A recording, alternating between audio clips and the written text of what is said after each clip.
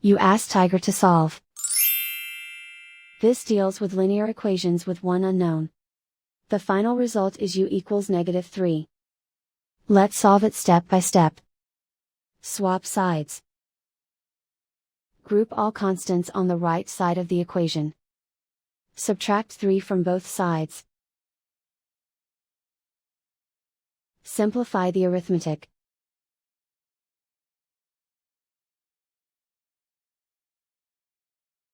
Isolate the u. Divide both sides by 3. Simplify the fraction. Find the greatest common factor of the numerator and denominator. Factor out and cancel the greatest common factor. And so the final result is u equals -3.